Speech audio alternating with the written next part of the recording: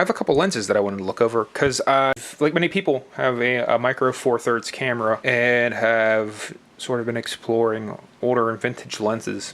It seems like many people were focused on things like your Minoltas and your Canons, and so was I, and I got a couple of those. And then I started to look around and just really dig into lenses I haven't heard of, but I managed to find a couple of them for 99 cents. So I thought, what would be the worst thing that could happen? Hopefully the video turns out okay, simply because most of my lenses are going to be off the camera, so I'm kind of forced to use the kit lens and make do. Everything I have is on a Lumix GF3, the Girlfriend 3, as Kai Man Wong likes to call it. I like it. It's a good camera. There's no in-body stabilization at all. These are also all manual lenses, so as you see some of this video, bear in mind that the manual focus and stability could be better depending on if you're better at focusing than I am. You probably are. And if your camera has any type of stabilization. So in that regard, these are kind of worst case results. To sort of illustrate what I was getting into and really enjoying are these Osawa lenses. Really didn't know anything about Osawa, and even looking online, there's not a lot of information about them. At least in English. I did sort of plumb the depths of Japanese Wikipedia. They are still around. They are an existing company. But they did make lenses, cameras.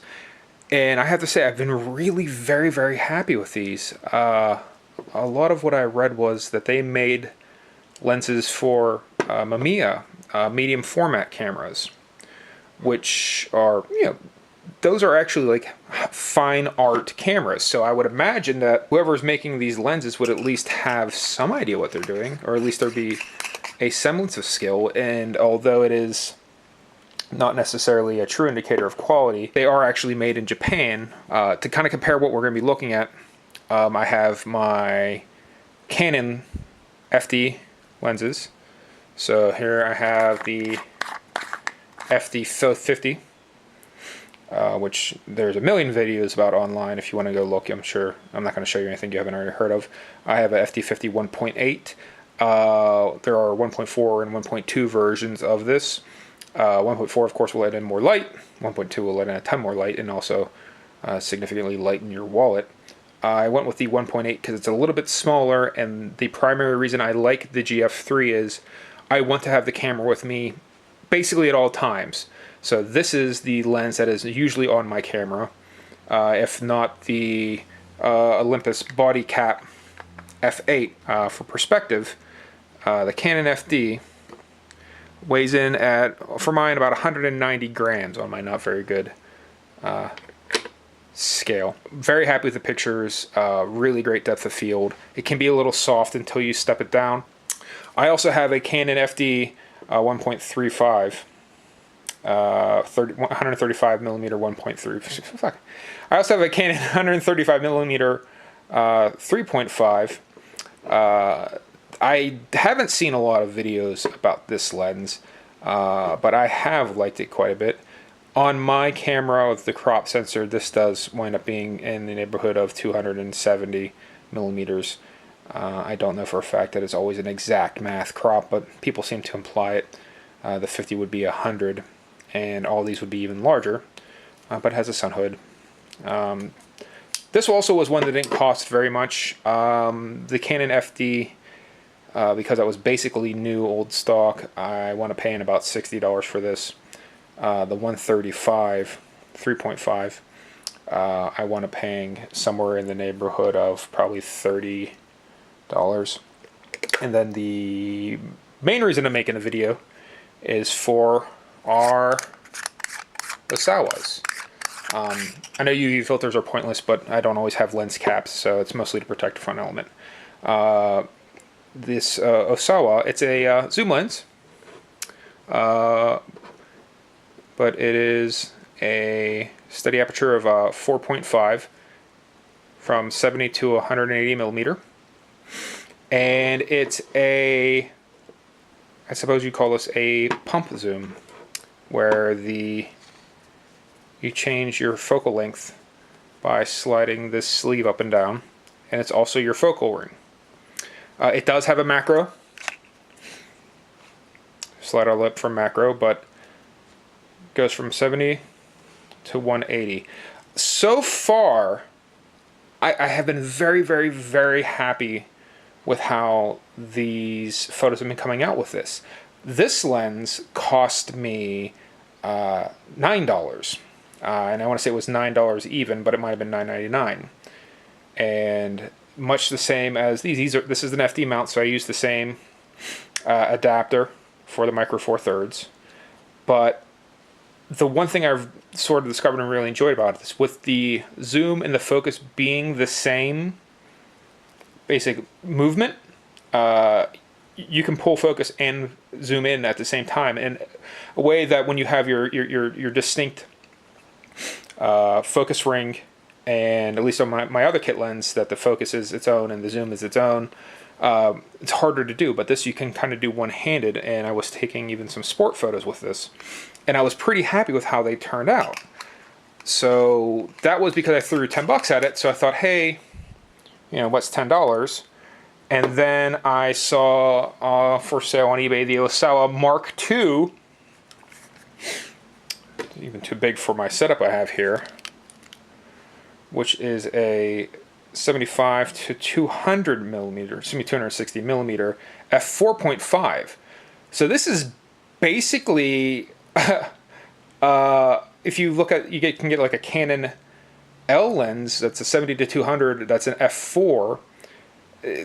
This is, you know, basically in that neighborhood as far as speed is concerned. It's a big lens. So whereas the Canon FD 50 was about 190 grams, this one actually makes the scale mad. You're clocking it at 750 grams. And a big front element. All the other ones are 52 millimeters. This is a 62 millimeter, so I don't even have a filter, or my ND filters don't fit it at the moment. But big, heavy duty lens. Also with a macro. My assumption is that this is literally the second version of the previous lens, whereas the other one you could always slide up into macro from basically any angle. You can just keep pushing until you get the macro.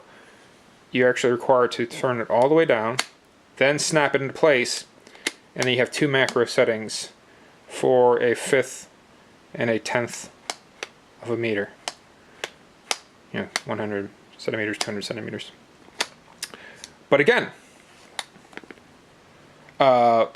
this was 99 cents.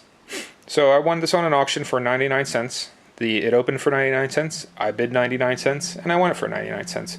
Obviously, there was shipping, but it's phenomenal.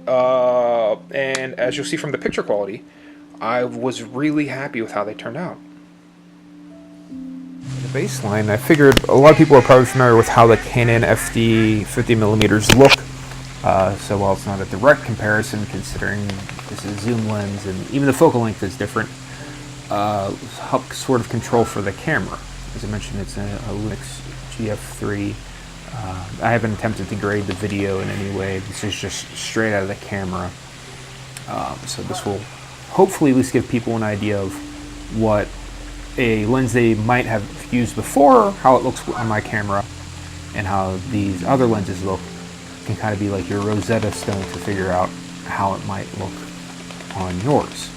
So this is the first of the Osawa, wide open, zoomed all the way out. I tried to show everything at in relatively quick succession, so it's the same light, same time of day, same basic subjects. Zoomed in to 180mm as well, still wide open. I was really happy with, as I mentioned, the zoom as well as the focus on it. I always have trouble hitting focus. My camera does not have focus peaking. There's manual assist, but it seems like I'm often driving to get focus. And with the wide turn, the wide focus ring on this, there's a lot of granularity. Step down to F8 makes the focus a little better. And you'll notice that for some of these, there's kind of quick cuts. The downside to these Osawa lenses, particularly the Mark II, is the weight. there's a lot of camera shake on this tripod, even though it should be stable. It's just so much weight in the front that I guess unless you have like a cast iron tripod, it can move around a lot. So trying to get it all done at the same time, the ducks are wanting to move, so trying to get it in focus and set up and wait for the camera to stop shaking and wait for the tripod to stabilize. You get some pretty quick small snippets of usable video, like right in here. Switching over to the Osawa Mark II and then stepping down to F8. It's probably been my favorite way of shooting it. The Mark II, I think I like a little bit more than the Mark I. It is significantly heavier, so that is a big trade-off. If I were to pick one lens to kind of go out with, it's probably still going to be my Canon FD 50. But if I know I'm going somewhere where, you know, sightseeing, wildlife, sports, and I can, you know, get away with it, I would absolutely carry the Mark II around. For comparison's sake, we have the 135mm Canon, so that we're not just comparing zoomed in versus a 50 at 3.5, and then have it step down at f8. And then we'll take the Osawa lenses and, as best I can, sort of eyeball those to roughly 135. So here's the Mark II at 4.5, wide open, at about 135 millimeters. Again, it's on a sliding scale. And then step down to f8, again, trying to keep it at roughly 135 millimeters.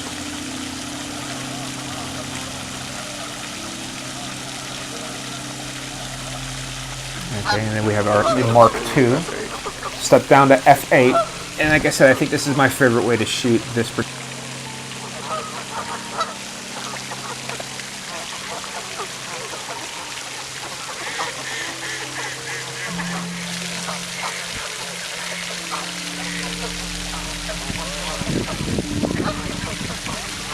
I'm enamored with this lens, especially for the 99 cents. And I do see it using it on special occasions, but it's just terrific, and I was really happy with the purchase. So I guess in conclusion, I want to say that I think both of these lenses, and perhaps even the entire range of Osawa lenses, actually have a lot to offer. As I mentioned, the company is still around, at least if Wikipedia is to be believed. Maybe having something like 50 employees and not making cameras or lenses of any type anymore, but the value is as far as I'm concerned, was fantastic. And there are a million videos on YouTube telling you about cheap lenses that you can buy, and then the definition of cheap is sort of relative to a Leica lens, whereas these are actively cheap. You don't have to hunt for these. This isn't one of those ones where someone found a Sigma for $25 because, you know, I guess they spend every waking moment on eBay waiting for something like that. These are available right now on eBay. Both of these probably for little to nothing. There's also a 28mm that I found looks brand new. It just hasn't arrived here yet. But I really wanted to do this video and get these out there, if for no other reason than either one of these. While I do feel like I'm liking the Mark II a little bit more, the regular Osawa macro 70 and 180 it's fantastic. And to be honest with you, even though I like the pictures on the Mark II a little bit more, I'm probably more likely to grab this when I'm running out the door, just because this is so big.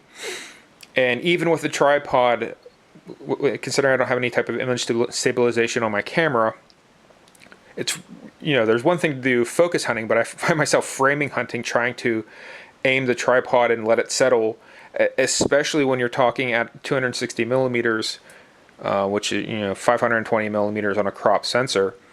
I love the little guy, and I'm most likely to grab him if I'm running out of the house.